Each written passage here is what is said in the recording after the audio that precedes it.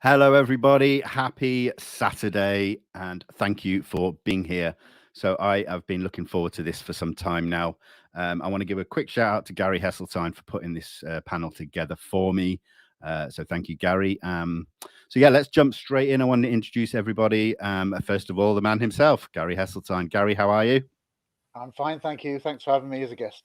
Thank you. Next up, we have Mr. Francisco Correa.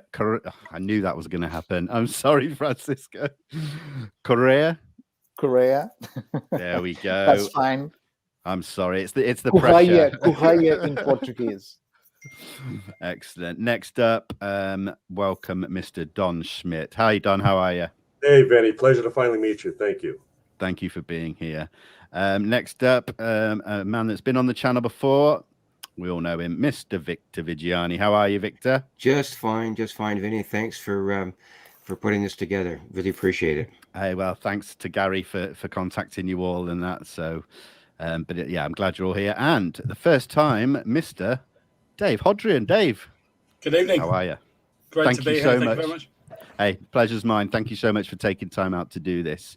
No we will be joined as well by Giorgio Piacenza. I think he's just popped off to get some headphones. So, yeah. So, gentlemen, thank you all for being here. Now, I just want to give a shout out to Rune, because Rune was going to join us from Denmark, but I believe that he's ill. So, get well soon, Rune. And then Suzanne Hansen from New Zealand. I think she had some family things. So, our best wishes with Suzanne as well. So, I just wanted to say that. So, let's jump into the discussion. So, obviously, we're here to talk about ICER. Publicly, you've been sort of live, let's say, for 7 months, but I'd like to hear about the inner workings of and the preparations leading up to that happening. So whoever wants to take the reins. Gary? We'll jump in. Yes, No, Gary. Francisco. It's always me. No, Gary. I think if you're going to start talking about the origins of ICER, it's okay. I think Gary or Don are the most qualified for that. When we've talked, when I came on before and we spoke about the origins, I'll quickly go over it. Literally, the origins stem from what turns out to be a failed Chinese disclosure initiative that initially involved Don and Roberto. They went to China on several occasions, and it looked like it was going forward. The Chinese were saying, can you get hold of researchers from around the world, and we'll try to pull a conference together. That actually transpired in October of 2018 in Moscow. And it was at that point there that Don contacted me, and I was one of the, I think, 8 representatives that was there at the time. And that was one of the highlights of my life, to go to Moscow with Red Square and the beauty of the city. It's stunning. So, yes, that's something I always remember. From there, we waited on the Chinese to, in a sense, come back on their plans, but that failed to materialize. We never really got the true story. But suffice to say that by a year later, by October 2019, that was the anniversary of the Moscow conference. We said, if we don't hear anything by then, it looks pretty much like the Chinese initiative is dead. That came and went. And then, of course, we go into early 2020, and then we suddenly find ourselves entering a pandemic, which nobody obviously foresaw. And then we're into lockdowns and things like that. And it was during the lockdowns that I began to think, well, we've got a lot of goodwill that we've developed, preliminary discussions with various researchers around the world and scientists and whatever. So it struck me that it would be silly to lose all that. And then because of the lockdown, I realized that everybody started to use Zoom and online medium, Skype and whatever. And I thought, well, that's where they're staying in touch with the relatives. So why don't we try doing it ourselves? So I took out a Zoom Pro account and then started contacting everybody and said, well, it's the blind leading the blind, but why don't we try to do it ourselves? And then literally, that's what we've done. So we began our Zooms in June of 2020. And gradually it built up over time. We got more people involved, and now we're 28 nations. Plus we have maybe 11 deputies in around some of the countries. So we've come a long way, and there was literally a year of planning before we launched on the 25th of May, and that date wasn't plucked randomly. That was aimed deliberately to be a month before the anticipated release of the DNI report on the 25th of June. As it worked out, we weren't sure it was going to be released, but it did. So it's worked out. So we've now been live for 7 months, but behind the scenes, we've obviously got to know each other pretty well, and we hold various types of different meetings, and we've all got to know each other very well. And so I think it's now time that maybe some of the others say what it's like when we have meetings. They're very informal, but we have a laugh, and we take the mickey out of each other. And I can say it's not only Zoom meetings. We had conferences in San Marino, in Barcelona, where we had the opportunity to meet in person with some of our members. And just to add something that Gary was saying, we started exchanging some emails with most part of the group in February, March of 2020. Then we had some Skypes, and then we moved to Zoom.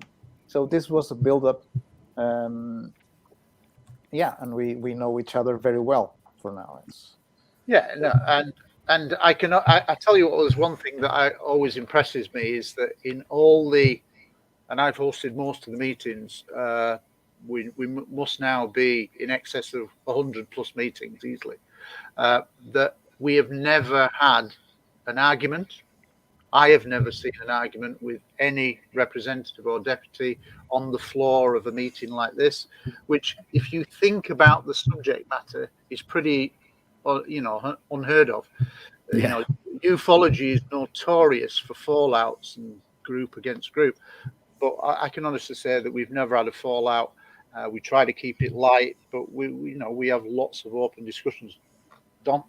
And I think that, and especially, and Gary would be witness to this, and I certainly here in the States, that in these particular two countries, the subject is more cliquish than really anywhere else in the world.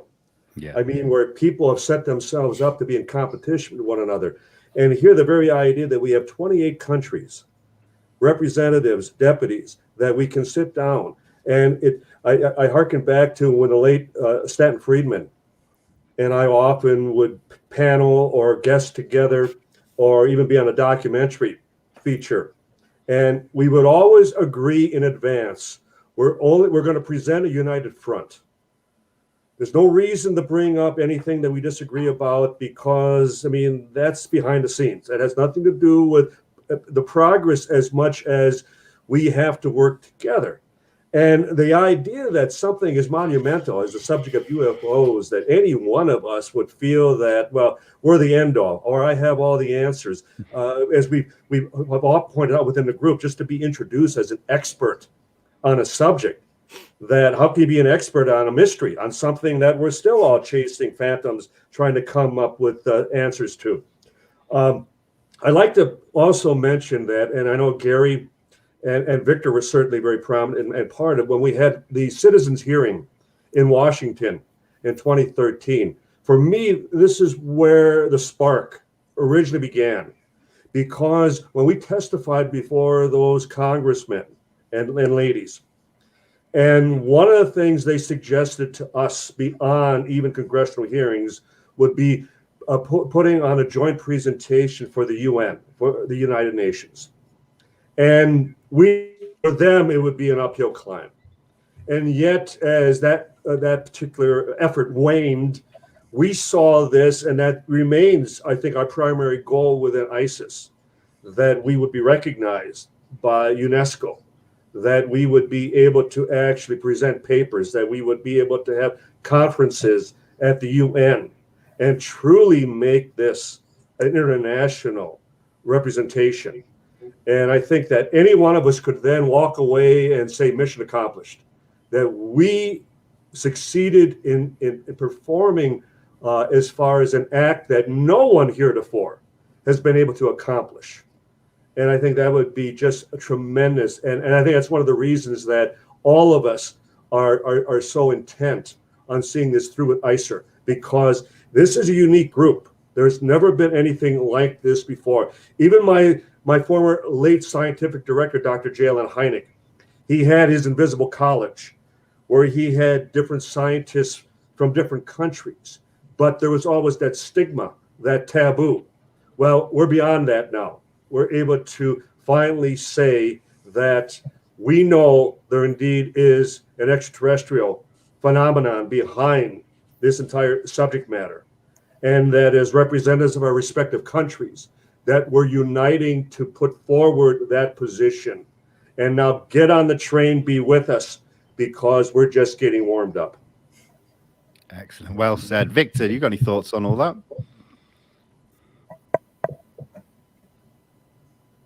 Victor, anyone? Any thoughts? No, I did want to echo Don's sentiments, because it is indeed unique that ICER is a collaborative effort, and all of the things that I've ever been involved in since I first began this crazy stuff back in 1975. Individuals have attempted to propel themselves forward, as Don mentioned, as the provider of answers. And we all know that that's not the case. And the only way to get this thing together on an international global format or scale is a collaborative effort. And with the countries that we have represented in ICER, it's an ideal format. And it has to be something that once we reach the plateau of international recognition, I know that research community, if I could use it that way, and even the general public will ask the question, well, who are you guys representing? Is this just one person in Toronto, or one person in Kansas, or wherever? No, this is an international representation of 28 countries who have representatives that all feel the same way about this, and we are united in a goal to bring this forward at the highest possible level, both in the media and with respect to researchers and all of the the great podcasts that are happening. We have to present a united front, and there's no way that we can emphasize that too much, and that's the one thing that sets us apart as unique. And we have to raise this level of discourse to an international global platform that all media and all government are recognizing. And the one thing that I would like to sort of mention, maybe we can talk about this in a few minutes, is the way the United States Congress and Senate are sort of coming together. I'm not using the word flagrantly, but they are coming together in a coalescence that we've never seen before. So we have to take advantage of that coalescence and use every resource that ICER has to bring this forward on an international level to the UN. And there's all kinds of ways that we can bring this thing forward to the UN. And I think that's the next step that I think we're taking with respect to ICER and its influence globally. Yeah. Giorgio or Dave, either of you want to chime in on that kind of thing? I think what binds us together really is the oath that we all took when we joined ICER, and that is that we sincerely believe that there is a non-human intelligence, probable extraterrestrial intelligence behind the subject, and that we would be willing to state that publicly. That's essentially what they're the oath, and that's a viewpoint that I've held for many years. I've been actively investigating the subject for 14 years now, but I've believed in it many years before that, and it's very nice to join an international organization who uphold that view and are not embarrassed or shy away from it or sit on the fence with it, but have made a stand and have made that statement. And that's really why I'm really proud to be part of ICER and where we're going with it. Yeah, excellent. Well said. And yeah, I was having another look on the website earlier, and it's very clear the statements that you make as a group are short, concise, but very to the point. Giorgio, any thoughts on that at all? Oh, we can't hear you. I don't know if you've muted yourself or not. Uh-oh. Maybe if I take this earphones off. Can you hear me now? Yes. Can you hear us okay? I can hear you now. Barely, but I can hear you. Good, good. Well, I was saying that I have been doing this research in a integral, comprehensive manner. Contactees, science, philosophy, the whole activism a little bit, even working with the military here in Peru. Since 1975, in general, I started with a contact experience from my family members. So, and I've seen this lack of unity in the UFO community all the time. but it's usually a lack of unity in many areas of human life, right?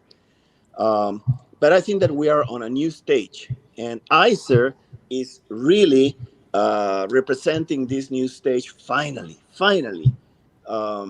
researchers united with common purposes, and there were some participations from Peru in the United Nations many years ago. I think it was back in the 80s when a contactee friend of mine was invited to speak about these things, that we are not alone, that they are here, that sometimes they provide evidence for the people that want to see the evidence. And we are on a new stage. I think after this first stage in which all of this is being recognized officially, I think that we may then go into the possibility of contact, of demonstration. And I believe that one of the things that Latin America can give to the world is this. Because the type of contacts that have happened besides research have also been ambassadorial, collaborative, participatory, voluntary, with particular types of beings manifesting in Latin America through different contactees. Sometimes it's very real, very objective, and can be verified. So I think we can offer this to the world. This is one of the things we can offer from Latin America. Fantastic. I've just got a viewer question here. So Naive Essence, thank you for the donation, as asking, has ICER gotten any ideas from the previous initiative by Lee Spiegel bringing the topic to the UN, bringing in scientists like Jacques Vallée, etc.? Well, I think, can I answer this one? I think the reality is that we're all in ICER very aware of the Grenada initiative with Sir Eric Gary, and indeed recently we have launched our own attempt to get to the United Nations. There are various different initiatives, but the first one that ICER has done is Operation Titan, which we've put press releases out, and this is through the remit of using San Marino, a tiny satellite republic in Europe, to hopefully for them to say, okay, it has to be a nation state that goes to the UN and says, we want to do this. We always ask a question. So we have presented papers called Operation Titan about our idea to ask San Marino to adopt a conference under the auspices of the United Nations. So that has been submitted. They are now considering that proposal. But if they decided to take it to the UN, then we would be in an historic situation. And if the UN were to grant San Marino that special UN status, then we would absolutely be on front page news, I think, around the world, because that would be a major step forward. But in reality, there are so many things going on now that are unprecedented. And I think everybody is in agreement that 2021 is probably the most important year in ufology since the 1950s. I can't certainly think of any other time, especially legislative-wise in the United States. And if this Gillibrand amendment is adopted, passed bipartisan, as Victor mentioned, then we really are into historic waters. And just to put this into context, I'm obviously compiling UFO Truth magazine at the moment, and I research articles online. And funnily enough, maybe 2 hours before this show, amazingly, I came across an article in the Financial Times. Well, the Financial Times is the top, financial magazine, as it were, or outlet newspaper in the United Kingdom. And they've got a serious piece in the Financial Times. Now, I never thought I'd ever see that. So I've quickly grabbed it and I'll put it in the magazine, and I'll post it online. But this is unprecedented because they're actually looking at it about technology, recovered technology. Well, what happens if these things are real? What if they are non-terrestrial? That means that, we could maybe acquire this technology. What would happen then to our own technology? Don? And where this is, as Gary says, unprecedented, is for the fact that here in the States, we've always known that there was a faction within the Pentagon that saw this as something beyond human comprehension. That it frightened them to the point that if we can't bridge the technology, then it's almost at the level of being supernatural. And how do you investigate that? But yet, we were learning more and more of this growing faction within the military, the young officers that wanted access. They wanted the truth to come out because they still realized that we were dealing with someone else's aircraft, so to speak. And that if we cannot assess that we're dealing with earthly technology, then we need to be, we need to have full access to, as far as all the data collected. And it's one of the reasons that we became all the more concerned about Roswell, because we saw that the old order was not passing it down to the new. They were taking it with them. And the military has a long history here in the States of dying with their secrets, even withholding it from their loved ones. And I think that's where we have to step in all the more. And one of the things that we've been pushing for, especially here in the States, and I know my ICER colleagues would agree with this wholeheartedly, is that they need to open this up for congressional hearings. That as Congress finally approves and then needs to take action, they need to then grant immunity to potential whistleblowers. And that's one of the areas in which I feel that ICER can step in as a mediator or even as a negotiator, in the sense that if Congress won't do it, then ICER will do it. We'll provide a front. We'll provide even legal consultation. If you have inside information and the fact that you would not be bound by such security measures by speaking to someone in another country, so to speak. And so we foresee that this is opening up doors, never even considered heretofore.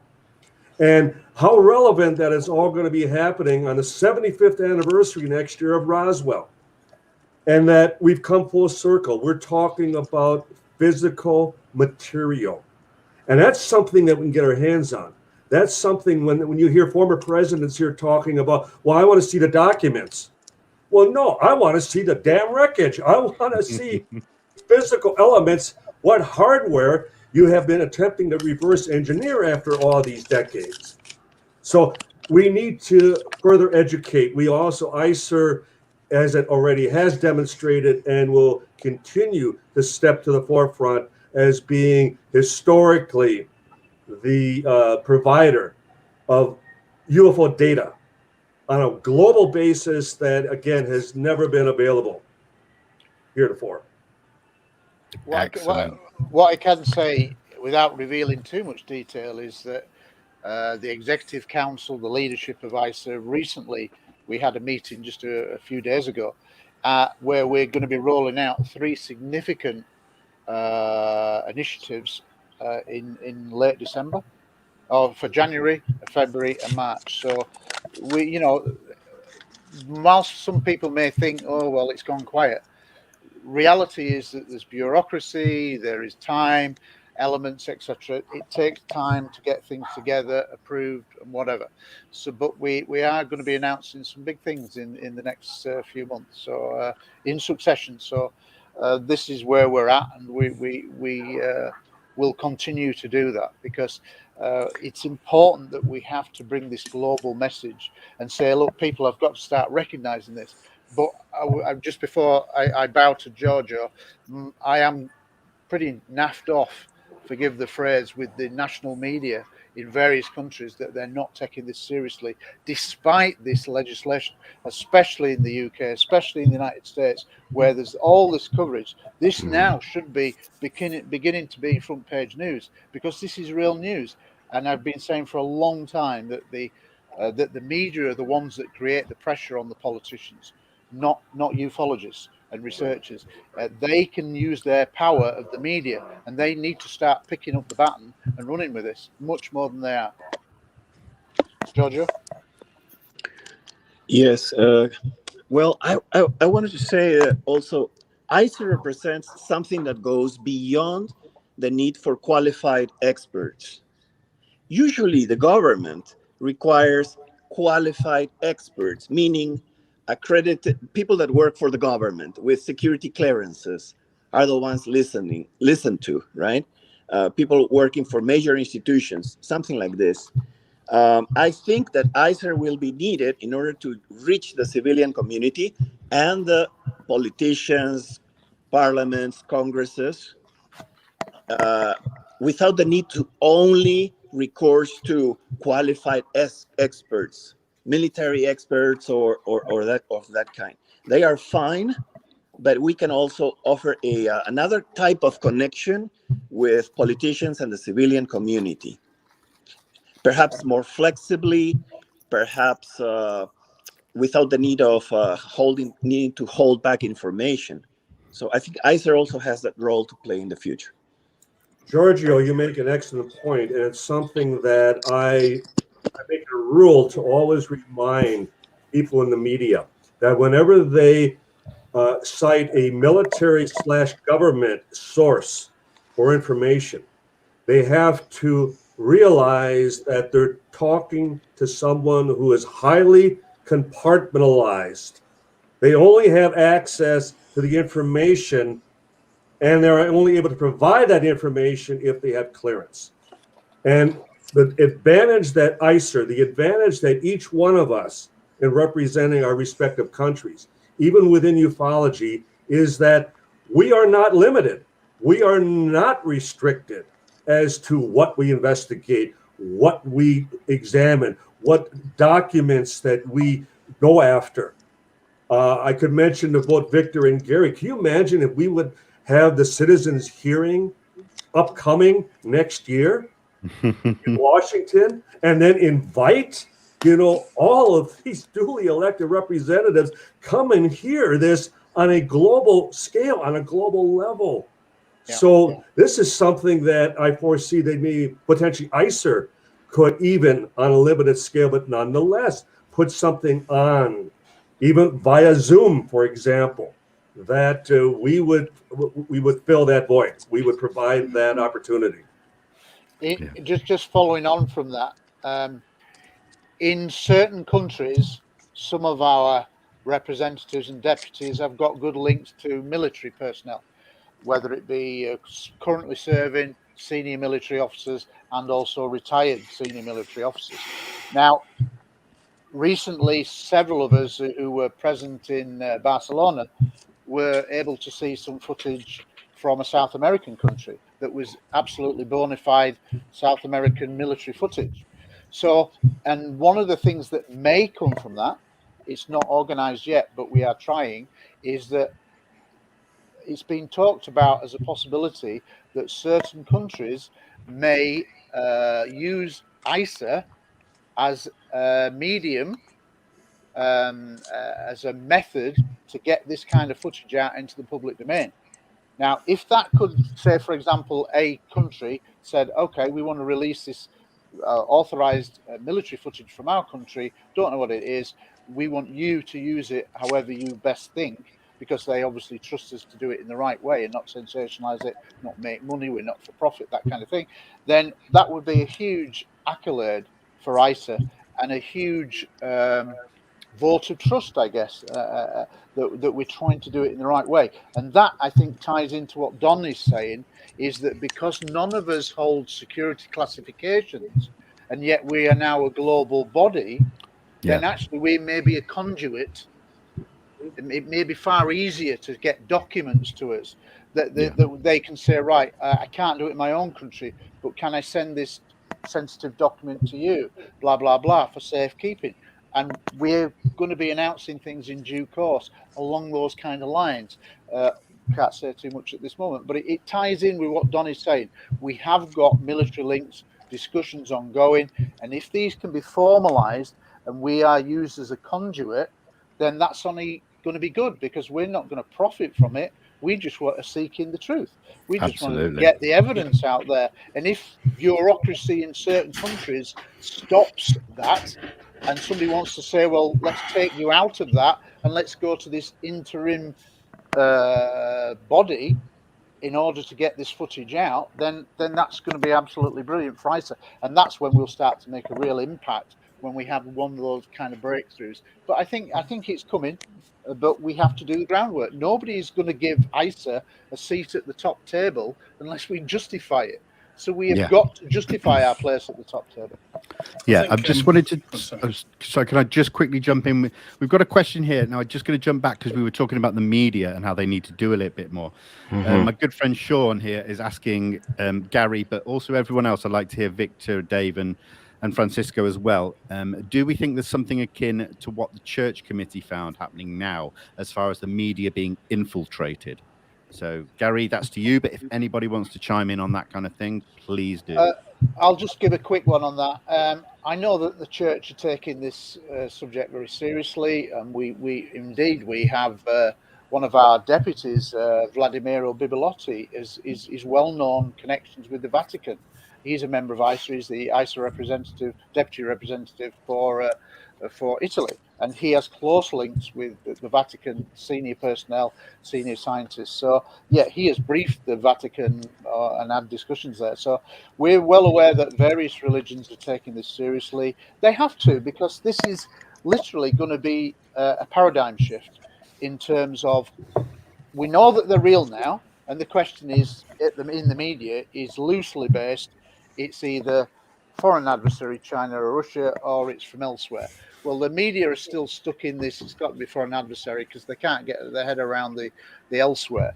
Well, we know through scientific data that's been accumulated that the performance characteristics are going to blow the foreign adversary argument out the water. They simply don't have the technological means to do what are being described by these Navy pilots, etc.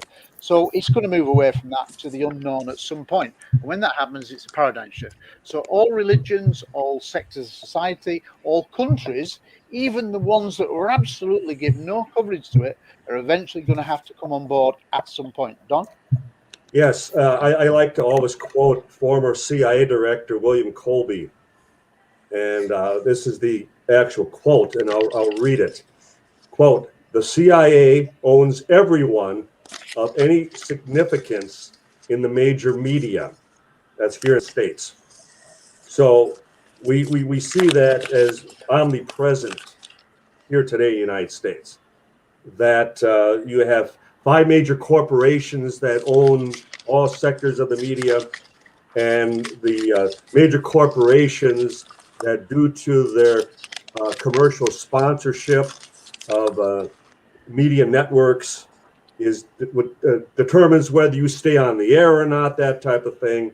And so there's much statism going on right now, and much of it suggesting that there has been this control by U.S. intelligence of U.S. media, which then has a high degree of influence over the global media. So that's where, again, ICER, we're not under such obligation. We're not under such control. And we'll be free to unitedly speak against the status quo, present the information as we see it to be the truth, and not allow the influence of the media. As the old saying here in the States, the moment the government tells you to do something, run the other way. The moment the government tells you we're providing you the truth, and that's no more evident than it is on the subject of UFOs, believe the opposite. And that certainly has been the case of 74 years of deception here in the States regarding UFOs. I would like to. Yeah, I think it's instructive. Yeah. Sorry? Go ahead. I just like to reinforce the fact that people may not be aware of this or may confuse this. ICER is not a group of friends or a Facebook group. It is an organization. It is registered with statutes, with with bodies, with legislative bodies. So that makes a difference in terms of recognition before government officials, before countries. And it also gives the responsibility that we are here for the long term. So there are mandates for the bodies. There will be elections.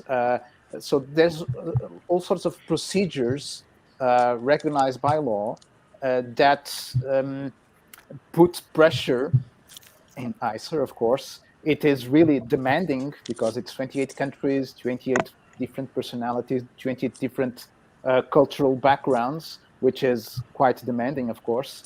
But this is a real organization. It's not just it is something that people need to understand. This is not just Facebook or a website. This is real. We are an international NGO. You forgot to say that a bit, but that's what the thing is. So we are registered in Portugal, an international NGO, here for the long term to hopefully to reach the UN at some point. But it means we're not for profit, so we're not going to make any money out of this. How many swimming pools do we need each? You know, how many cars do we need? Seriously, we're not in it for the money. We're in it for the passion, which has always been where I've come from, and I know and I've got to know all these representatives, and they're all like me. They just want to see the evidence come out, and there's never been this credible global approach before, and that's what we're trying to do. I mean, one of the things that I think that we hope for, because we're not for profit and we're donations, so that, and we're apolitical. So what that means is, at some point, I think maybe rich business people will go, actually, I like this approach, and I want to give them some money because they're trying to do it in the right way. And maybe it might be a sizable bit of money. And then that would allow us to create these conferences, to create these delegations where we could maybe go to other countries and say, look, we've got a 5-man delegation. We want to brief your parliament. That'd be nice, wouldn't it? And because we've not got security classifications, we can just present what we consider the best evidence. And the best evidence from around the world is hugely compelling, but they'll be oblivious to it. They don't know anything because most countries have been under this deception for 70 odd years. So we've got a lot of latitude that gives us freedom to develop in ways that other organizations have never been able to achieve before. Victor? Yeah, I want to sort of reinforce that idea that Francesco and you just put forward with respect to and ICER being an international organization. And I don't think I'm overstating it by saying, and I realize that Gillibrand and Gallego and Mark Warner and all those individuals in the United States Senate are coming forward with whatever they're coming forward with. It is important to understand that they have been, in one way or another, been briefed by the U.S. Navy. There have been briefings of these senators and other senators from the U.S. Navy, and these briefings have been, from the way I understand them, very comprehensive. So they have access to a body of information that's been within the Navy for decades. And I think we all know, those of us who've been involved with the UFO research community for decades, know that the U.S. Navy is probably the key turner, the embedded knowledge holder of the UFO issue. You can talk about the Air Force, you can talk about the Army and other aspects of the military and the Pentagon, but the U.S. Navy has been involved in this issue for decades, and probably even longer. Now, with that in mind, you have to ask the question: who has Gillibrand been talking to? Because in her summary, in her amendments, that the language that she has used, that's not the language of a U.S. senator. It's not the language of a staffer who dug around for 15 or 20 minutes or even 2 hours within UFO research. The language that she talks about a number of different things, and if you read the amendment, you'll see exactly what I mean. So what I'm getting at is, in fact, ICER has the same level of knowledge or intuition, call it what you want, of research. We've already done their work for them. We have done it. Don is part of it, and all of the other people who've done this over the past 65 years have been doing this research. And if the U.S. Senate wants to really compel its audience to understand what's going on, they have to go to the UFO research community. They don't have any other alternative in order to create not only their foundation of knowledge, but to create a level of public accessibility and credibility with respect to the UFO issue.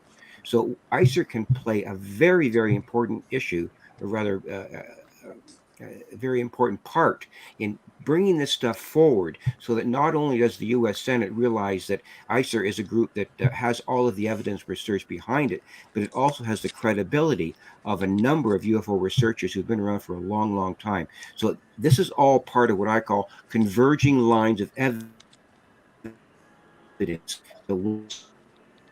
that will be coming to ICER for their information and not just to the U.S. Senate. And I think there's one thing that we should be saying. We're not just UFO researchers. ICER comprises scientists, academics, and researchers. But on the researcher side, we've got literally, we added it up one time, well over 300 years of research background added together from our 28 countries. Don's got 40 odd years. I've got nearly 20 years. You've got Victor, 30, 40 years. You know, you've got people like Suzanne Hanson with 40 years in New Zealand, Cheryl Gottschall in Australia, another 30, 40 years.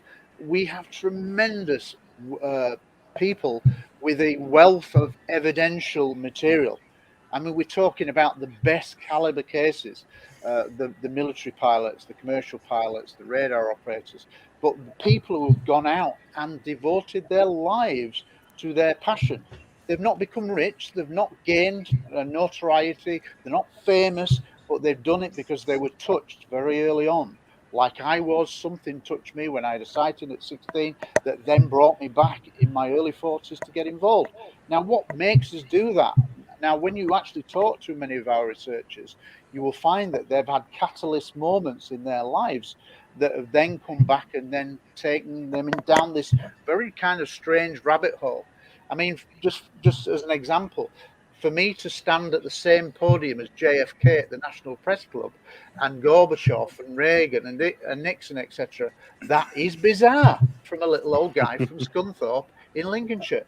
But that's the kind of strange path that this subject will take you down. Walking on Red Square, listening to Tom Jones in the background as a song. And I'm thinking, I can't believe this. This is just surreal. Tom Jones playing music in Red Square. It just doesn't go. But it was one of those surreal moments. So life is a very unusual route. But people have got a lot of commonalities in how they've been sucked into this subject. And we're not in it to become rich. We're not in it to make money or become famous. Yes, you have to have a certain ego, and there's nothing wrong with ego if it's used right. The problem is in ufology, the ego is often used wrongly. You have to have an ego to be able to stand up in front of a few hundred people, to go on radio shows. Most people would run a mile. But the people that we have got some fantastic people. People like Lakazar Filipov, who's an astrophysicist. He was the person that the Bulgarian country chose to teach their astronauts. Now, you can't get any more better scientific recognition and trust than that.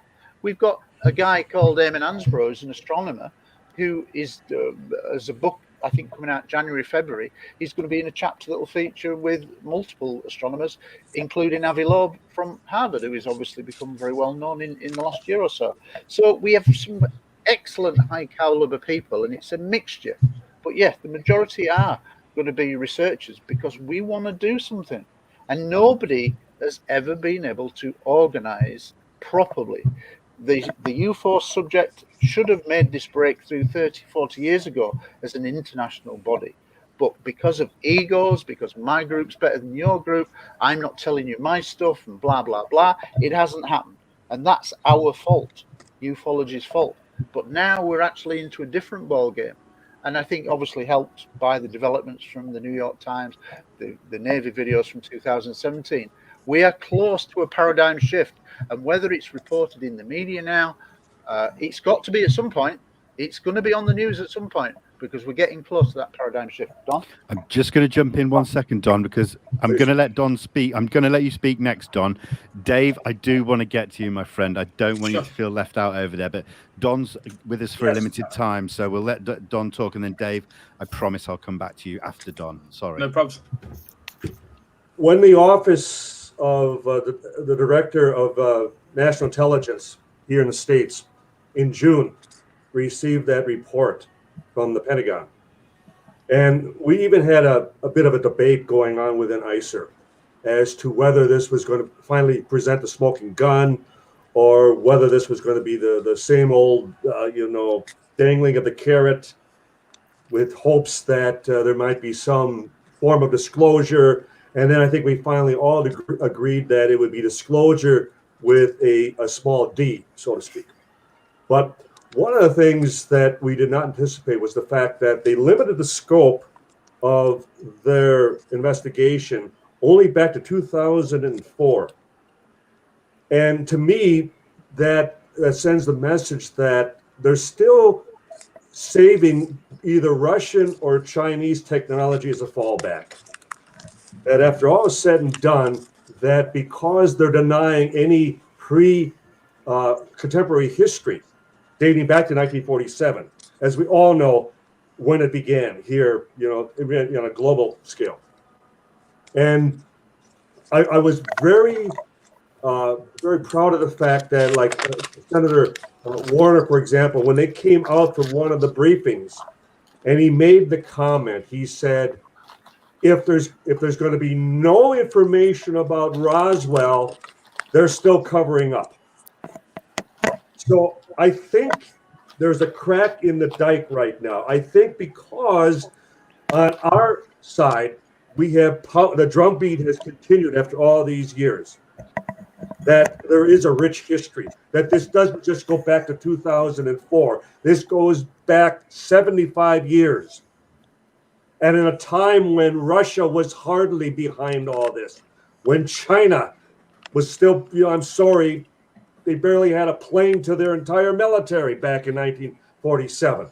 And so we need to especially drill home the idea that there's this history prior to 2004, and that the public needs to come to ICER, and that it wasn't just limited to the US or just Canada or just South America or just Europe, that there have been more sightings throughout the world than there are countries represented in the UN.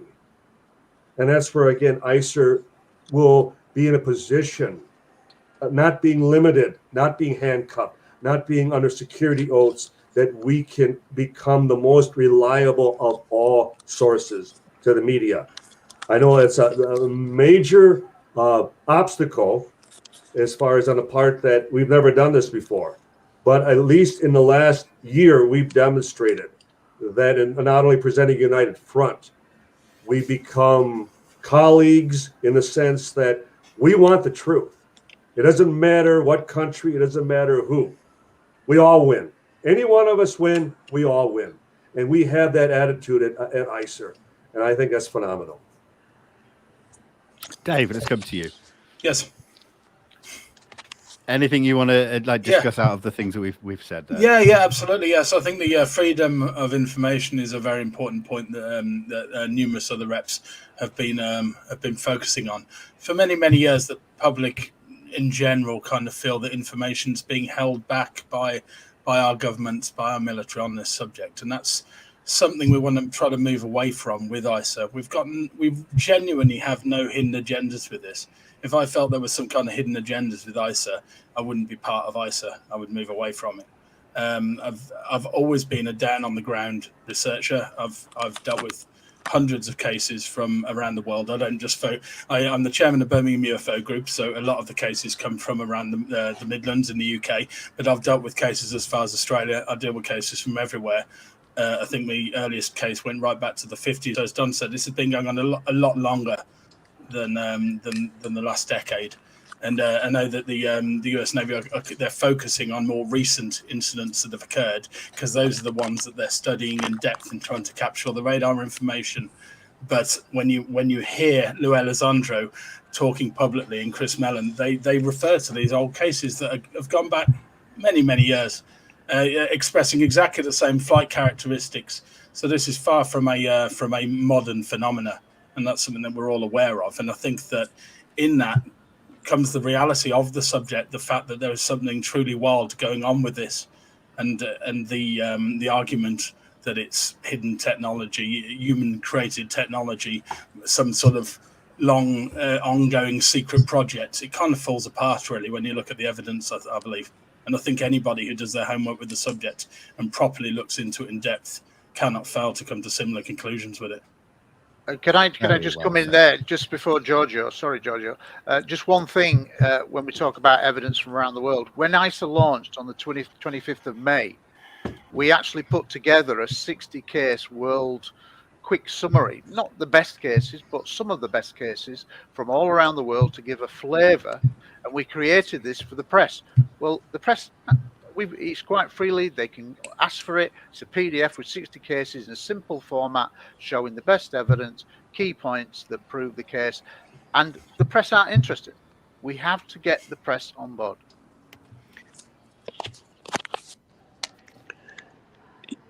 Yes, thank you. I wanted to say that perhaps if some citizens from some countries felt reticent to share their UAP information with Five Eyes allied countries, like what is part of the plan of the current disclosure program in the United States, they may feel more comfortable to share it with ICER first. Especially if they had a representative with ICER. And so I think that we can fill that gap. We can fill that gap, especially with the citizenry. Excellent. Does anyone have anything else they want to discuss on that? I mean, I'm just going to let the conversation flow. To add that ICER also has representatives from 28 countries. So it is interested in showing that the phenomena, it's not just an American phenomena, right? It's all over the place. It's all over the world. And we have indeed all the evidence that can prove that. And I think sometimes even the media gets the sense that it's only in the US or it's the US that leads the narrative. Well, it is indeed, but I think it's clearly more than that, and ICER needs to counterbalance also that narrative and that perspective. It's a worldwide phenomena, and we have evidence from at least 28 countries. Yeah, I'd like to bring up a point I think that's really important. I think all of us in one way or another have alluded to it. But I think that one of the things that, and I've often asked myself this question about the whole mandate and direction of ICER with respect to its international presence. As some of you know, in 2017, the United Nations brought about the Treaty on Weapons in 2017. And I think 122 countries voted to put that in place legally. Now, what kind of standing or what kind of force that has is up to a conjecture. The fact of the matter is, the United Nations has a strong stand on the prohibition of nuclear weapons. Now, let's turn the page on the other side and take a look at the UAP UFO community and its position on nuclear weapons. And the reason I'm mentioning it is that ICER could be a very, very strong proponent of folding the nuclear issue into the international narrative about how these beings who are coming forward and shutting down our missiles and tampering with our nuclear assets as a way of communicating with us with respect to how we are really making a large mistake in considering nuclear weapons as being the be all and the end all as to how we resolve our problems here on this planet.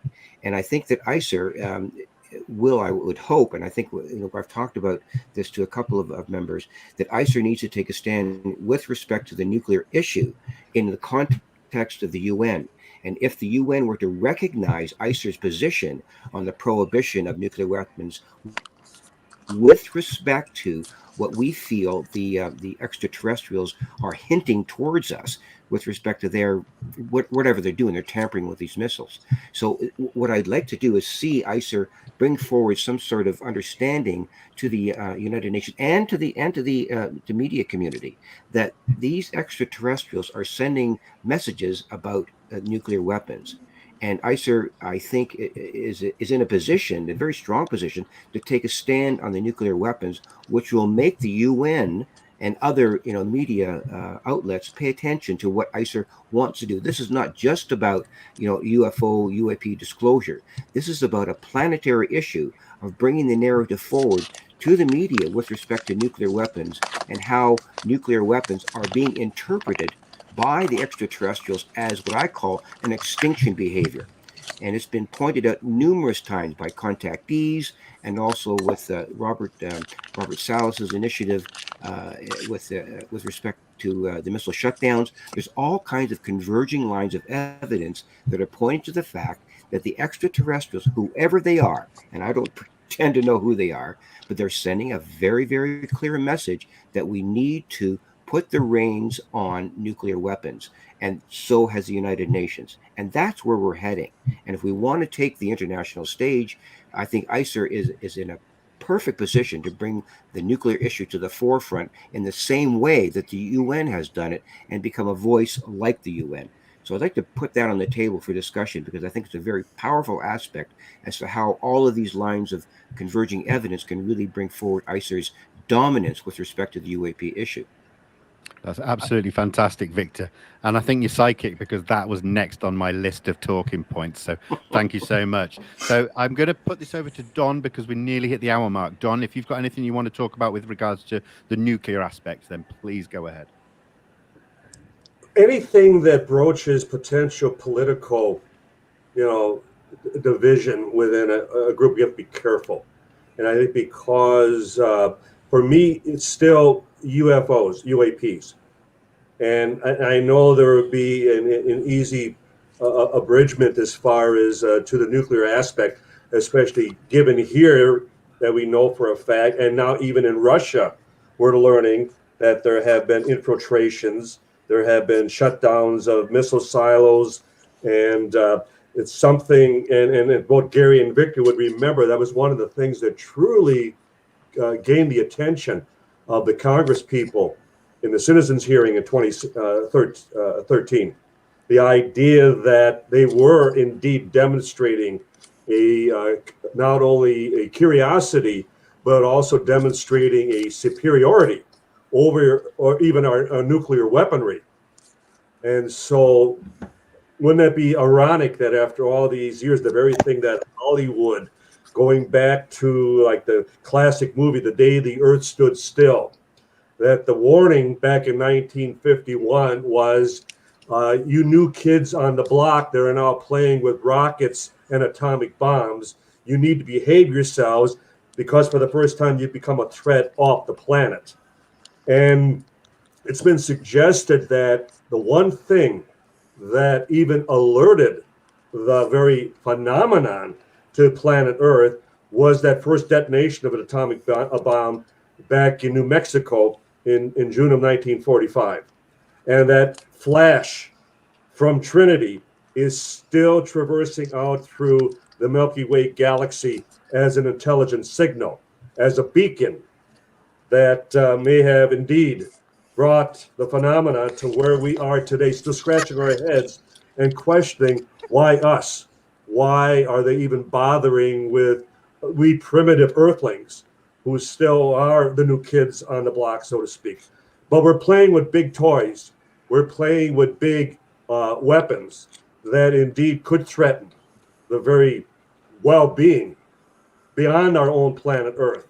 And as a result, it's either a case of where they step back and watch to see if we annihilate ourselves, or if they intercede, if they step in And as the ancient astronaut theorists would suggest, that every so often they gave us a nudge, they gave us a little push, they educated us as to a better way. And maybe there again, that's where ICER can extend that hand of welcome, and that we would be the very people that they would first approach. I know late Carl Sagan would often lament the fact that, well, the reason I don't believe in the phenomena is because certainly they would come and talk to me first. Well, come down off your high horse, mister, because no one possesses so much knowledge as to represent, all of us here on planet Earth. But ICER representing 28 countries is a good start. Absolutely. Absolutely. So with that, I have to bid everyone adieu. I enjoyed this. I hope we can do it again. And enjoy the rest of the show, gentlemen. I know you represent ICER in the best form possible. Thank you. Thank you so much, Don. I will say I will email you. I'd love to have you on a one-to-one to discuss Roswell, but we'll deal with that in the new year. So look forward to it. Thank you, Vinnie, Vinnie. so much. See you, Don. Bye-bye now. I think Giorgio's got his hand up. I think Giorgio. Gentlemen, I'm just going to take a bathroom break. So carry on with the conversation. I'm just going to take a bathroom break. I can still hear you. I'll mute. So are we still live? No, well, that's the point. Yeah. Go for Giorgio. Well, I want to say that ICER has the potential to incorporate people as civilians from countries and cultures that usually don't participate in the UFO conversation. And it is an important issue because for them to hear about UFOs coming from the West, many of them, billions, may feel uneasy. And there's a possibility of us including them in the conversation from a civilian perspective, and that will make it easier for them to accept and learn about these issues, incorporating them into their religious traditions and cultures, start a conversation that they themselves can understand from their own people. So I think that that's another possibility that ICER can contribute.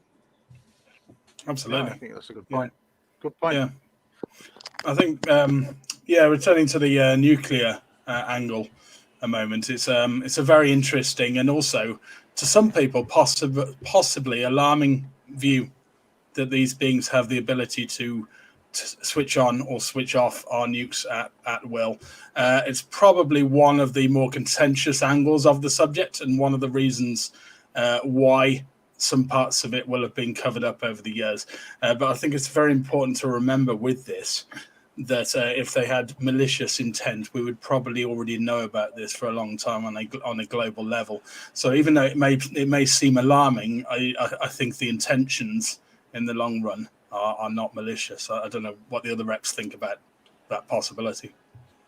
Well, I agree with that. Yeah. Victor, go on. Yeah, I think that one of the key points about that, David, is that if you look at the contactees and in the work that I've done with contactees in the past, and the work that I did with Dr. John Mack, in recognizing some of the contactees' interactions with these so-called extraterrestrial beings, the dominant feeling was among the contactees or experiencers, as Dr. Mack calls them, is this overwhelming notion that the contactees were being told a narrative or were being exposed to a narrative about the state of the planet. And that goes without saying.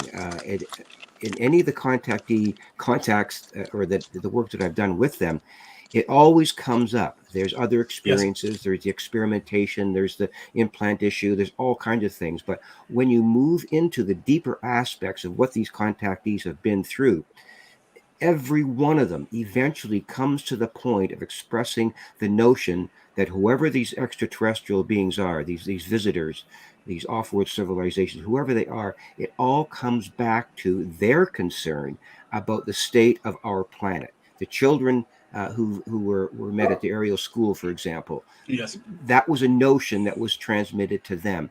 And Dr. Mack went into very deep detail with the children, and they exposed and they expressed that same notion that we're messing up on the planet, we're crayoning over the planet. The experiencers that I've talked to say the same thing, that we're doing something to this garden called Earth.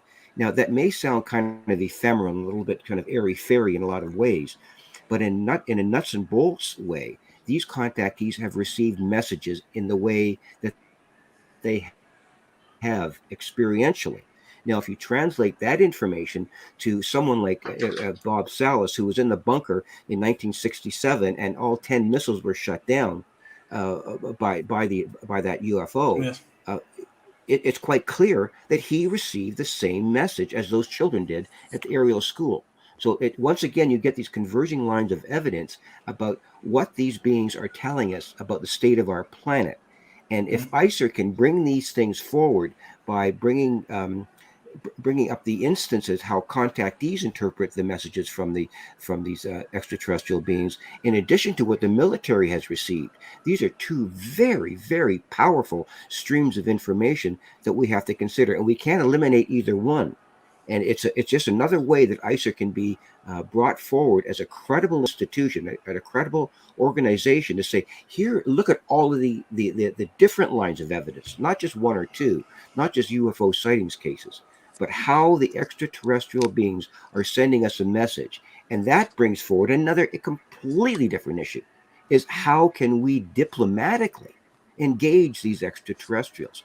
Because they are sending us a message. So it's up to us, I think, to bring about a situation or a condition with which we can have an outreach program of diplomacy with these individuals, with these individual visitors. Now, who they are, once again, I say it again, that whole array of off-world civilizations, we don't know one individual civilization that's specific to this, but there is the notion that we have a responsibility to begin a diplomatic initiative to say, what do you want from us? And what can we do for you?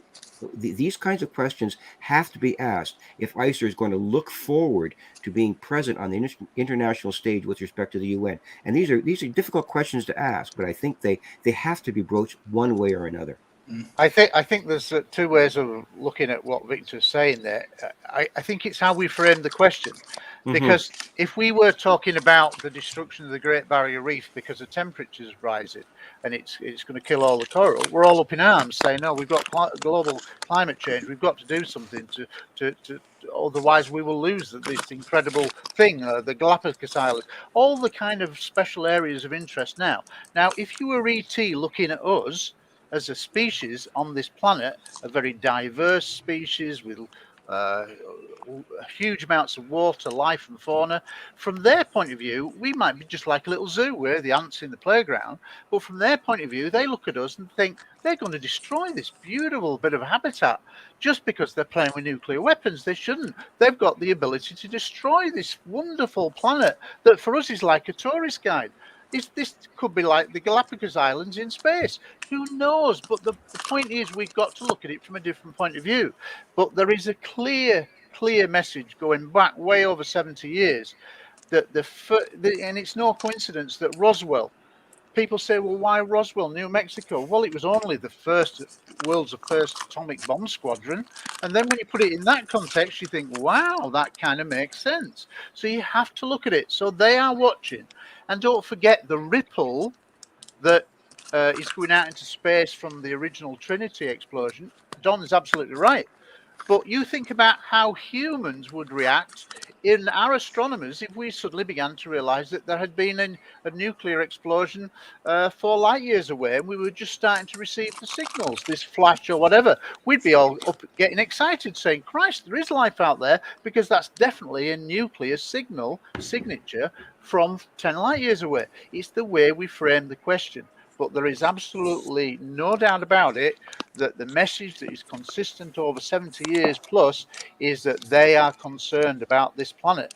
And I often have talked about my favorite kind of thing is that I believe that there's underwater bases, and I think they live separately. I think that's why they're seen going in and out of water. Now, the vast majority of people, 95% of the public, are oblivious to this because they've never been given the evidence by the media. So this is an entire paradigm change that we've got to deal with. But I think it's their habitat as well. How long they've been here, I don't know. But that may be one reason why they don't want to see this planet destroyed through a nuclear Armageddon, because it would affect their environment too. But, you know, there are so many links all over the world to nuclear weapons, whether it be power plants, whether it be sightings over nuclear weapon storage areas, nuclear aircraft carriers, nuclear aircraft, tactical nuclear weapons, whatever country, they've all had these kind of sightings, but the public are not aware of them. And recently, Bob Salas put on another presentation at the National Press Club, and there wasn't much national TV coverage.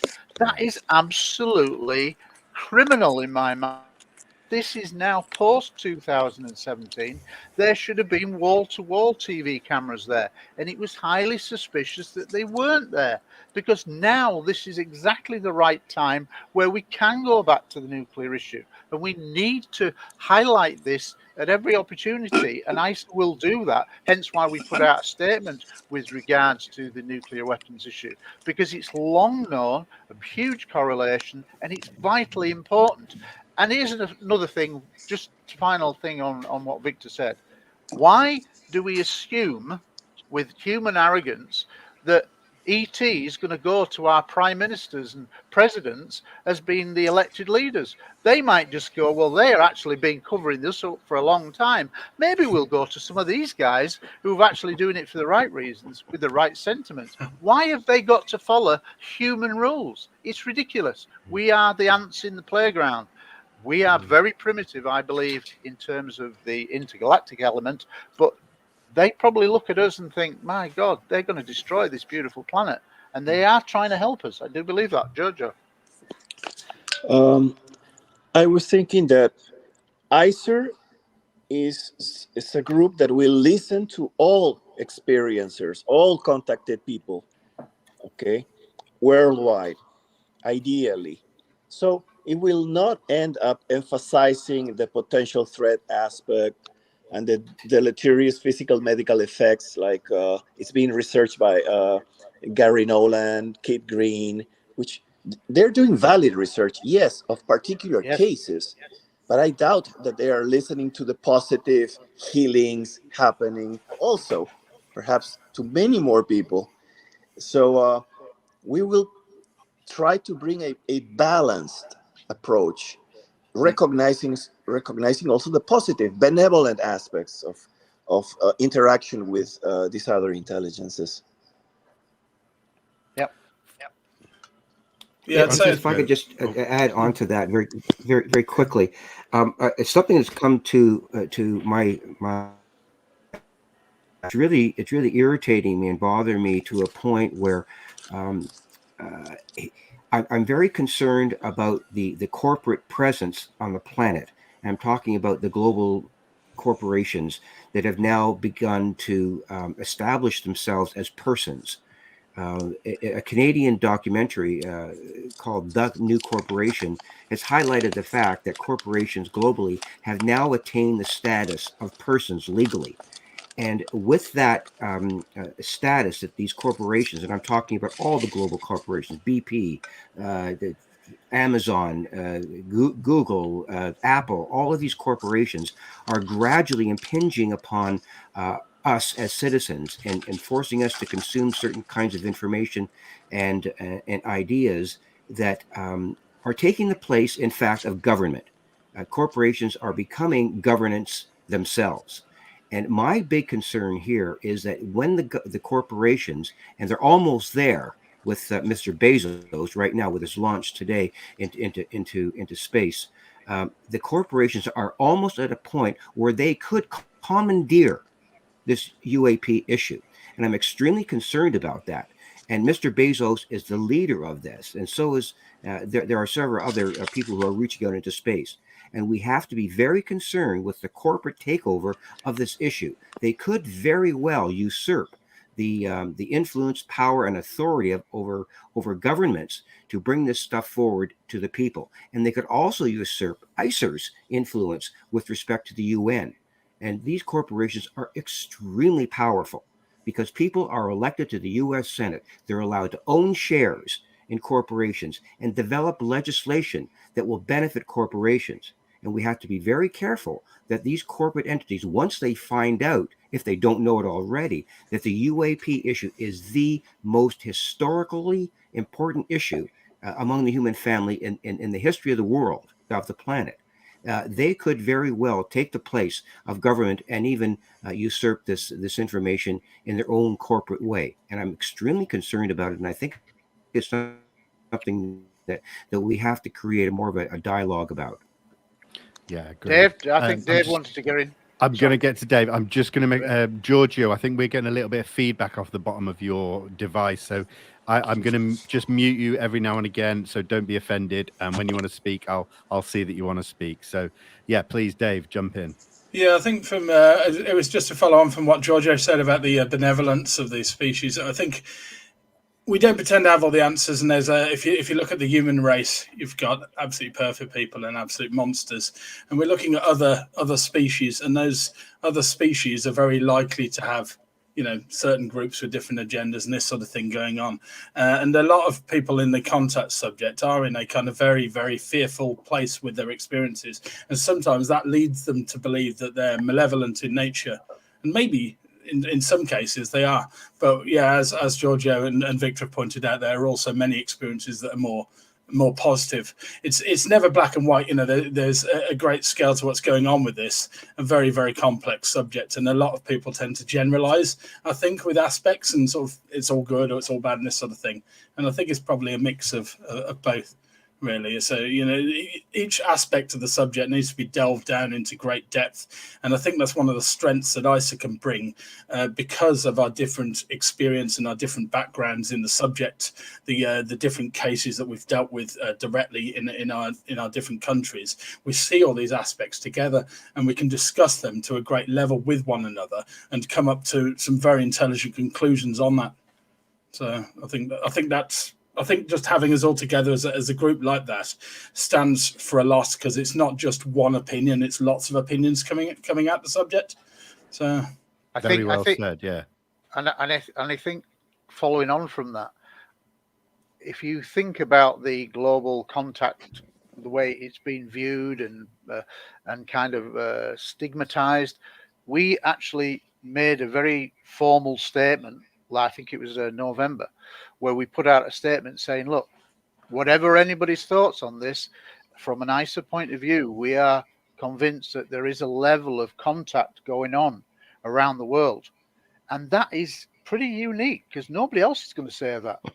And the media absolutely have not reported. And when you try to tell them, they go, oh, we don't want to go near there, because it's a dirty word. But it shouldn't be a dirty word. When all continents are affected with all these kind of contact experiences, and there are such commonalities of the species involved, blah, blah, blah, the same type of stories, the same kind of technology in certain contacts report, similar technology that one person has in one country and is virtually the same technology as described by somebody else in a different country. You can't make that up. There's no link. They're independent of each other. So we recognized and did something that's very difficult to do. We debated it long and hard, and then we said, no, we believe, based on the evidence from around the world, that we should make a statement. We should be bold on this issue. And say we don't know all the answers. We certainly don't know the answers. But what other organizations are going to come out and say this is actually real? This is taking place. So ICER wanted to take a lead and say, look, we're not afraid to answer and tackle deep, difficult subjects, because we have to raise this awareness. Yeah. To ask questions that nobody else is asking.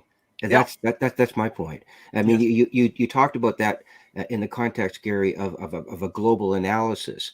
And I think ICER has to be very careful how it presents the contactee information, because absolutely, we have to be very, very careful. We all kind of have a sense of it, and we all have had experiences ourselves, or we have done the research in the area of experiencers. But when you come to the man on the bus, going back and forth to work, his or her ideation about contactee experiencers or abductees or So whatever you want to limited. call it. Well, it's almost dangerous for them to even touch that issue. So we have to be very careful how we frame it. But yeah, we also have to bring into play the nature of the contact. And what does the nature of the contact really mean? Is the nature of the contact an outreach from these off-world civilizations to us to invite us to engage in diplomatic communication? Is that an invitation? Or am I overstating that? Is the fact that they are tampering with our nuclear weapons an invitation to us to engage with them in a diplomatic way? And I'm talking about serious diplomatic communication, not just sitting around a table, chit chatting. Oh, I think we've lost you for a second. He's frozen there, Victor. With each other. Sorry. Yeah, you're back. You're back. Yeah. I've got a good question here that any of you can chime in on. Is ICER doing any outreach to engage the public with their mission? Eve Clancy, thank you for the donation. Anybody can take the question. What do you mean engage? What do you mean engage with the public? I suppose they mean like if people have had sightings as a member of the public, can they reach out to ICER and engage with you? Or you can engage with us, but we are not. And I want to emphasize this, we're not a reporting group, because in a sense, MUFON is a reporting group. They deal with sightings. We're not saying that we're any better, but we're in a different area. We're saying we're onto a global, almost political, trying to bring this subject forward. We're certainly not into reporting agency. What we would do is say, thanks for the sighting, we'll put you in touch with those, but we're not a reporting agency.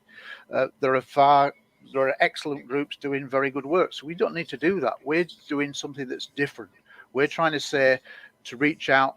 Now, I interpret that question in the way that we haven't talked about it. One of the things that ICER said that we do when we were created is to try to prepare the public through awareness courses.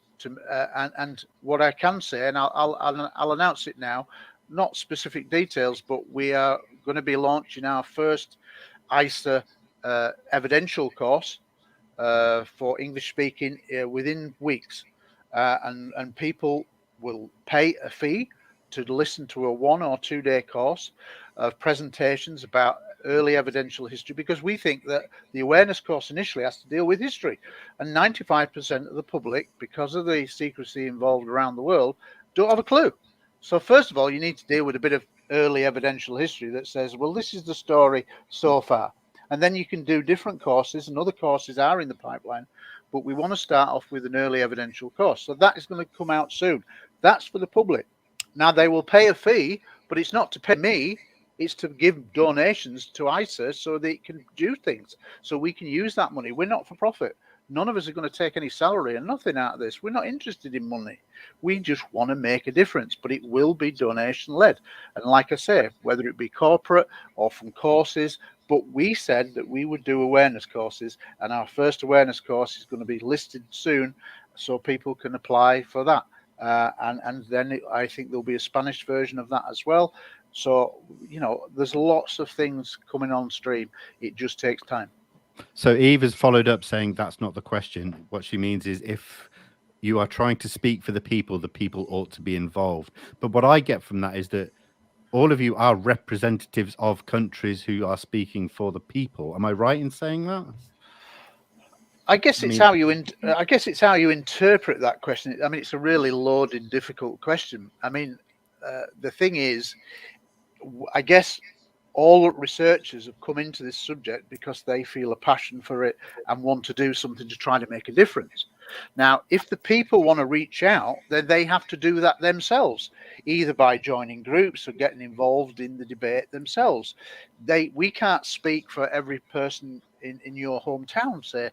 It's just impossible. So people have got to become more active themselves. And unfortunately, we live now in a social media world where they can be the armchair experts and they don't have to go anywhere. And that's the big downside. If I could just add to that, Gary, and I understand Eve's question, because there is a need among the general public to want to become involved in this because of the I guess the pressing importance of the issue, first of all, and the recognition that ICER is an independent group that's moving in a certain direction with regard to preparing for contact. What I would suggest to Eve is that if you wish to become involved in the whole process, not just with ICER, but in the whole process, there are many, many different ways that you can do it. And the number one way, and I keep on emphasizing this on my website, the Zealand Communications News Network, that the best way to engage this issue is to contact your local journalists, your news outlet agencies. It doesn't matter if it's NBC or your local newspaper. The mainstream media needs to pick up this information, and the only way they'll pick up this information is by having people write to them, write to journalists to say, this is an important issue that you should be covering. There's lots of stuff that's going on the planet right now. It's a particular issue. The mainstream media is virtually silent on the issue. So if you want to contribute to moving this stuff forward, I think going to journalists and going to your local television station, your radio stations, and the mainstream media through all of the social media that's available to you, and get them on board with reporting on this issue. Talk to them about the U.S. Senate initiatives. Talk to them about the work of Dr. John Mack, of Ralph Blumenthal, of Leslie Kean. And these are good journalists that are deeply involved in this. And if we can move journalism forward more, I think it'll make the job of ICER a lot easier, so that mainstream media becomes part of the process than become resistors of the process. Very well said. Very well said. Now, what I'd like to do, we were an hour and a half in. I'd like to just talk to each one of you individually about the country that you're in and how the topic is being discussed, whether it be publicly, in the media, and in the government. And I'd like to start with Giorgio. So, Giorgio, are you able to just tell us how it's going in Peru at the moment with regards to the public, the government, and in general? I'm trying to unmute you. It's not letting me. You've muted yourself. I think you might. Yeah, there we go. Okay, I think that I am on mute now. I'm muted now.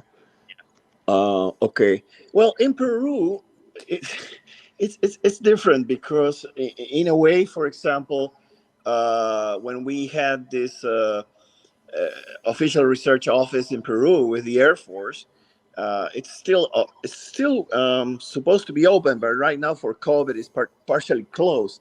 But anyhow, when it was operating, the media might go and interview a general or a colonel, and they would just say, "Oh, we are not alone in the universe," just casually. It's a different way of approaching, less secretive in a way. People tend to that participate in let's say contact experiences. They join groups, but they are less intellectual. But then again, I think that this is an asset, because through feelings, through sentiment, they may relate with the energies, the minds, the consciousnesses of these beings. If they were to try to relate conceptually, they would not get it. It would be very difficult. So it's a different way of relating of the people who are involved in this. It's a more participatory in general. Of course, within the Air Force, we had the more scientific approach. But in general, the people outside of the Air Force take this in a more nonchalant, participatory way. Oh, the other way, they came into my room, and they seem to be less traumatized by these things in general, because of the shamanic traditions, the Catholic traditions of miracles and events like this. Right now in Peru, it's difficult to get media attention on UFOs, because most people think that this is interesting or important, but not urgent. And we are in the middle of a political turmoil. The military, different branches are trying to survive. because a left-wing executive government was elected, and there's a lot of controversy about what's going on right now. People are worried. So although when this passes, I know that they will be very open to listen to a presentation from ICER in the military. So I'm preparing for that. I'm preparing a presentation for ICER when there is an opportunity. I think that it will happen. Yeah. Francisco, how are things in Portugal at the moment with regards, again, to the way the government's approaching the subject and just the conversation in public generally? Well, regarding UFOs, UAPs, the number of people interested in the subject is very low. It's a niche, right? But Portugal is an interesting case because the armed forces there are good cases involving military men, especially Air Force pilots, of course.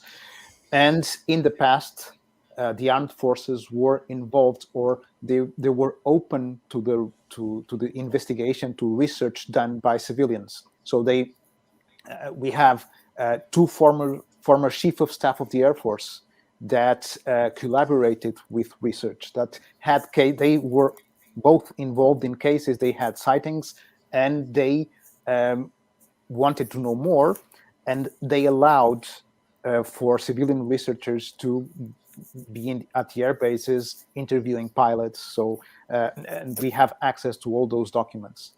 So there's a tradition in Portugal of openness, of at least some interests, not in the sense of the subject being the phenomena being interpreted as a threat, but as a curiosity. What is this? We need to know more. And in the past, there was the involvement not only from the armed forces, but also with the Ministry of Internal Affairs and the Ministry of Defense, allowing for the release or the distribution of inquiries or set inquiries among for all the police station and National Guard stations across Portugal. So this is prior to the internet, of course, that anyone from the public that may have had a sighting could go to the police station, fill the inquiry, and then it will be sent to the Ministry of Internal Affairs, and then to the university. So there were always some kind of openness. Right now, in current days, things are a little bit different in the sense that those former military men have died. There's a new leadership, and now it's more controlled by politics. And so, in terms of government interest in the subject, there's none. I believe there's also full ignorance of the subject, but there are still active military men interested in the subject. So there's some kind of communication going on in that sense. Excellent, thank you. Same question over to you, Victor. Let's discuss Canada. How is it over in Canada at the moment? I'm just going to go and check on my daughter, but listen in as we do this. Sure, yeah. Is she there? She's just calling me. She's in bed. She's only 4. I'll be back in 1 sec, but I'll still be listening. Please go ahead, Victor. Okay, thank you. Yeah, with respect to Canada, I could make 4 or 5 different points. The first one, the news agency Vice. I'm sure most of you are familiar with the news agency Vice. I've had communication with a Canadian journalist. His name is Daniel Otis, and he has made some very serious inquiries to our Access to Information Act, which is the same as a FOIA request. And he has made some very intrusive requests of the government, the Department of Defense, regarding UFO, UAP sightings, reports, and documents. And this is the first inclination indication to me that someone with a major background in a news agency, meaning Vice, which is an international group, has made some inquiries within the Canadian context. So that's very strong. And I'm trying to support Daniel as much as I can with respect to what's going on here in Canada. And that leads me into the whole idea of the NORAD situation here in Canada. I'm sure you all know that NORAD is a coterminous organization between Canada and the United States to oversee the airspace over both countries. And we have information that in 2001, 3 UFOs were tracked by NORAD, and they had jets chase them. And eventually these jets chased them and rose to 35,000 feet. And the pilot recorded contact made with these 3 UFOs, and we're still pursuing information about that, whether or not there's gun camera information regarding that. That's sort of my wedge into the military aspect of this. So we're pursuing that with a lot of vigor. The other thing is MUFON Canada has up until last year had the Alien Cosmic Expo here in Toronto, which has garnered well over 500 attendees over the past 4 years. And because of the pandemic, we've just not been able to do that. So that's continuing to be something that some online conference or something like that. But the ACE conference, Alien Cosmic Expo, we hope to revive it very, very soon. And the other thing is that I've been contacted by CTV News, which CTV is the #1 network across Canada, and they had some real concerns about the June 25th Director of National Intelligence report, and they interviewed me for about 20 minutes with respect to that report. So I can see that there is an interest in that, but they have sort of been laying a bit low. They're waiting for something big to happen, and I'm hoping that once something quote unquote big does happen, that I can take the forefront with respect to the national news. And this is a national news agency, so I'm hoping that once something very significant does happen, that I would be contacted, and this could become part of a mainstream media initiative here in Canada. I'm not getting my hopes up, but it's just a foot in the door. And anytime you get contact with a major news organization here in Canada like that, you have to take every advantage of it. And the final thing, as you all probably know, the Honorable Paul Hellyer passed away last August. And Paul and I were very, very close friends and colleagues. And I was responsible for bringing him forward in 2005. And over the years since then, he and I have been in close contact. We talked almost weekly about different things. And I have just been in contact with his wife, and I've been able to obtain all of Paul Hellyer's files from his condominium here in Toronto. I went there 2 weeks ago and loaded up the car with boxes of stuff, and they're all in my office here now, taking up much more room than I have. But I have a big job ahead of me in going through these files. I opened up one file the other day, and it was just sort of, I had to put it down. I couldn't go any further because I just didn't have the time. So over the next little while, I'm going to be able to try to have some time to go through these files. And then on that count also, too, Sandra, Paul's wife, has invited me back to his home to go through his computer files, which may in fact have even more information on it. So there's a lot of stuff happening. And I think that Paul's information and the way he brought this thing forward internationally and with respect to the Canadian theater future. So these are all sort of things that are happening in Canada that have a lot of potential to bring this stuff forward in a way that might not be happening in other countries. Ah, fantastic. Yeah, rest in peace, the Honourable Paul Hellyer. And also, I will second the discussion you said there about Daniel Otis. He's doing fantastic work, fantastic coverage of the subject on Vice. Yeah. Let's bring this conversation to Gary and Dave, the UK. Now, I want to start this off by saying, in the summer we saw the House of Lords discussing the subject, completely shutting down the UAP conversation.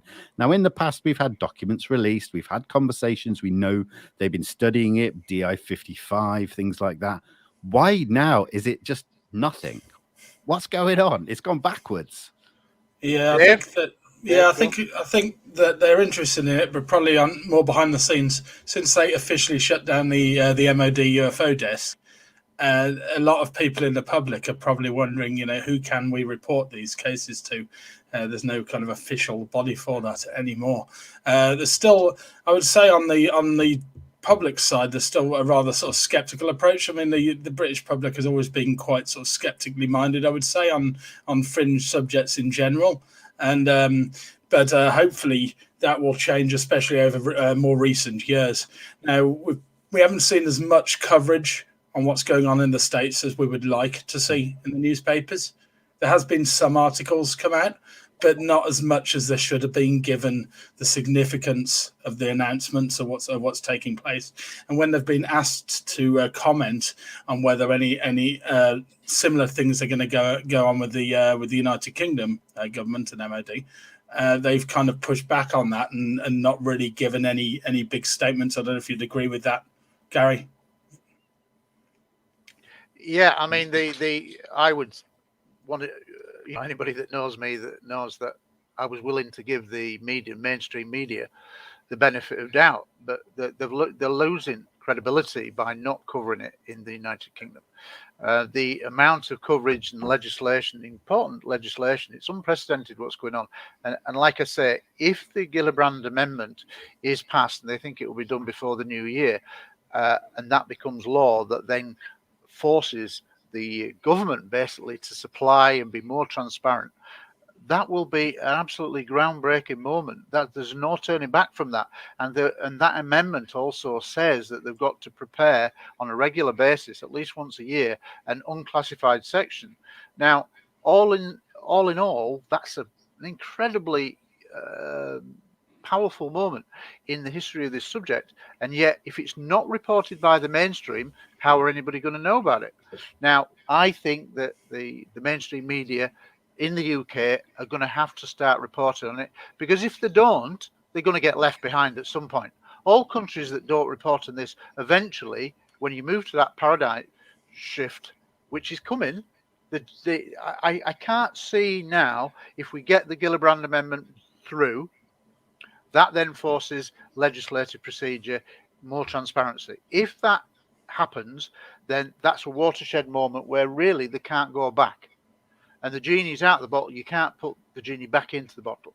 So sooner or later, there has got to be some mainstream coverage by all countries. Now, UK has always followed America's lead, traditionally, on pretty much anything. Yep. So we have followed that. And the fact that they're not following it this time just strikes me as like it was a time warp.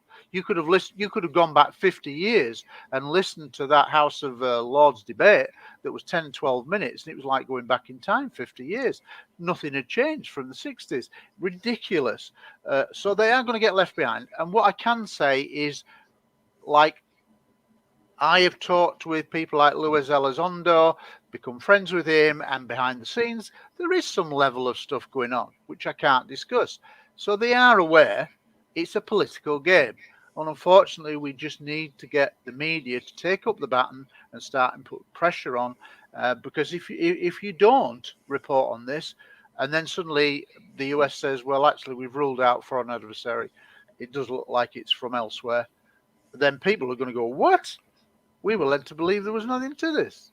So there is a paradigm shift coming, and I don't think that can stop. And it's going to be sooner rather than late. I think it's going to be within a year or two, to be honest, because all it will take is one major incident. Imagine if you had the Nimitz incident occur tomorrow, but it was all transparent, and people would be over it like a rash if it was announced. That's, once a year you get maybe a worldwide great case that attaches a lot of relevance. I think that could happen again. We're very close to a watershed moment where they're just going to have to come clean. The press are just beginning to realize that they have been deceived. And I tried to give them the benefit and say, look, we'll take it kindly, and you were taken in as well. But now I'm beginning to think that you really are culpable, because you are not doing the public's work. The media, the news are supposed to report to the public. They are not doing so. And the only logical explanation is that there's a cover-up involving many, many agencies at the highest level. And we've kind of known that, but in light of all the major developments, this is really untenable, because the public are going to get to find out sooner or later, and I think it's going to be sooner, that this is real. Most people aren't even aware that they've admitted that they're real, as in craft flying around. Most people aren't aware of that because of the media. And unless the media opens up, countries like, we've got countries like Germany where it's not even recognised. Denmark not recognised. It's jokey subject. It shouldn't be, because there is so much evidence now, especially with the data coming from modern sensor equipment, from aircraft carriers and ships, etc. The data will prove. Luis Elizondo went on Tucker Carlson yesterday and said, I'm happy to have this debate about foreign adversary. He says, because all we'll do is examine the data. And he says, if the data says that it's not foreign adversary, you've got your answer. Yeah, I think that's going to be the tipping point for it, is when we get official announcements coming out from the US, coming out from elsewhere, saying that they've looked at the evidence to a detailed level and they don't believe that it's foreign tech. Yeah. In other words, it's from outside. They may not say alien, but I don't think they will intelligence say from alien. outside. No, probably not. But it will just be the But it will inference be that implied. we have ruled out foreign tech, ruled out US tech. We're in a two-horse What's race left? at the moment. We're going to end up in a one-horse race Yeah. on the data. Yeah, when you think about it, gentlemen, since 2017, since the New York Times article that Ralph Blumenthal and Leslie Kean and Helena Cooper wrote in 2000, that to me, to put a religious context to it, everything that happened before 2017 is the Old Testament with respect to UAP. 2017, December the 20th or whatever 16th. it was. December the 16th, right. 16th is the New Testament. And if you think about what's happened since 2017 up until now, more has happened in the last 4.5 years than happened in the last 50 years with respect Absolutely. to it's amazing. It's so compressed in the way it's been promulgated. So what I'm going to throw out to you, both of you gentlemen, and everybody, if you want, how long do you think it will be, considering the compression of information, that the Senate Intelligence Committee, will come forward with a press conference and talk about their findings, if not release information? When do you see that happening, and if you do see it happening? I see public hearings in America within 2 years. No, not hearings. That's another question. When do you think that committee will hold a press conference just by themselves? I think within that kind of time frame, because once they've analysed the data and the data is overwhelming that it's not terrestrial, then what do they do with it? And if they're forced to reveal that to the public now because of the Gillibrand Amendment going through, then at some point they're going to have to say, well, yeah, we've looked at the data, we can't explain it. These things are traveling at 30,000 miles an hour. And they need to prepare once the Pandora box is open. No. They need to prepare for all the questions that come after. Yeah. How many are they? That's exactly what I'm getting at. Different origins there are. When do they find us? Show us the Roswell crash. Yeah. What are we to them? I mean, it'll be like it's so complex and so. Yeah. But the frightening thing is, though, that the public are in the dark. The news media have kept them in the dark because they've been led by governments, particularly the American government, that have created this era of 70 years of success from their point of keeping this subject down. But we're on the tipping point of where technology is just going to say, and I was saying this 10 years ago, that technology will change the dynamics, and that's what's happened.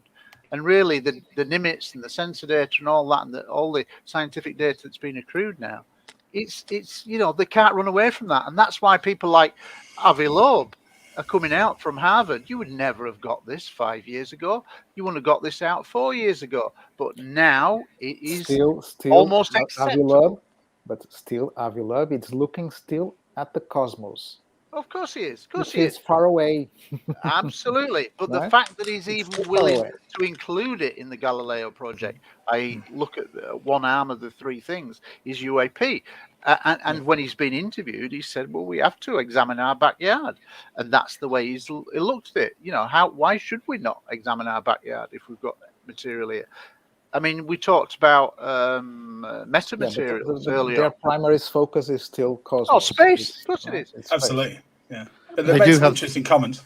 They have made some very interesting comments regarding the US announcements that lead you down the idea that, they're certainly entertaining the notion that, let's from outside. absolutely. Giorgio? Giorgio, please. Other countries may easily jump into the conversation, into the bandwagon, and change their inexistent policies to become active supporters of the conversation. For instance, when Luis Elizondo came to Peru with an identified group from History Channel, he was very, very cordially received by the military, by the commander general. And in the conversations, because I was an interpreter, they were willing to work together with TTSA. But then they changed the commander general was changed for a new one, and there was no follow-up. And I met many officers that were very willing to share their encounters with UFOs and all this. And they thought, most of them thought that they were not from the Earth, not from humanity, these UFOs, but they were just waiting for the moment in which the commander general gave the suggestion or the order that it was okay to talk about this. So there's a great potential in other countries. They're just waiting for it to have an excuse to change, the way they're doing it now. Yeah, absolutely. Yeah. One thing I will just say about the Avilobe and the Galileo project is they have actually 3 avenues of focus with regards to the project. They have the Cosmos, they have our local neighborhood, let's say, but they do have a focus also on low Earth orbit in our skies as well. Now, it's pretty vague because it's not been introduced yet because they're still working on it. So it'll be interesting to see that. But one thing I will say is we also have other groups like UAPX who have been out there with scientists and that capturing a lot of data. Yeah, So there's other entities that are in play right now. So 2022 is definitely going to be a very interesting year.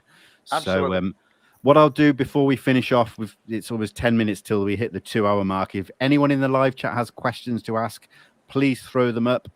As far as while we're waiting for that to happen, if anybody's got anything they want to talk about, please go ahead. Just to follow up on Giorgio's point, it's a really important point. This could come from anywhere. Another country somewhere, it doesn't matter, France or Portugal or whatever. If one of their major news networks grabs a hold of something and it becomes major global news, it could go really big. It could go haywire. It could go viral. For example, what's the French press? Agence France. The French press. France press. France press. Yes, there's an agency in France. Anyways, there's a very large press agency in France. Yes. That's right, it is. They could be the ones to come forward. It could come out of any country. And all they need to do, and this is a really important point to understand, all they need to do is break ranks with international mainstream media, break ranks with BBC, break ranks with NBC and ABC, CBS, and announce something major. It could come from anywhere. My big disappointment was when CBS and 60 Minutes brought forward their interview. Good piece. That was an amazing 20 Excellent minutes. piece. Yes. Now, I am just absolutely fraught with disappointment why 60 Minutes is sitting on their hands with respect to this. They're sitting on a bombshell and they know it. And there's every reason to believe that either they're preparing something for this or they're just waiting to see what Gildebrand's going to be doing with the legislations. It's got to come from somewhere, folks. It can't sit quietly for too much longer. Look at the Ross Coulthard in Australia. He's a top award-winning journalist, and he's doing great work now promoting this subject, saying, look, this is real. We have to deal with this. as a global entity, we have to deal with this. Now, he's come out of the woodwork literally in the last year, and he's now doing great work promoting the subject. Yeah. All of this is a positive, so I think more and more things like that are going to happen. People are going to break ranks because they know that eventually it's going to be like a dam. I've always likened it to a dam, that once you keep taking the bricks out and piling up behind that pressure, eventually the dam is just going to collapse. And then it's a free-for-all. And they're all going to be wall-to-wall coverage. And you'll know that you're in a disclosure world because you're going to be 24/7 news, like a terrorist incident. That's when we get a critical mass. Exactly. Yeah. We've got some questions. So the first one from my friend Spaghetti: does ICER have a long-term strategy to approach the UN and make this an international issue? Now, isn't that Project Titan? It's one of many. There's many approaches to ICER. The first UN approach is via Operation Titan, and we need to give that time to see if that will develop. There's no point in doing several things at the same time, because Titan might be accepted, and that takes us into a different route of acceptance and the UN backing, etc. So the idea is ICER is here for the long term. We're an international NGO, and we're around forever, I guess. Hopefully people will replace us and carry on and up the chain, and hopefully we'll carry on for many decades to come. But you have to start somewhere, and we have got to earn our place at the top table. But yes, our aim is to keep going to the UN, because that's ultimately where we need to bring this subject onto a global scale. Absolutely. This question is aimed at me, but I don't think I can answer it. It says, Vinnie, what would it take for the president of the US and other countries to officially use the words non-human or definitely not human on TV? We need that word used. Hopeless or not? Anybody?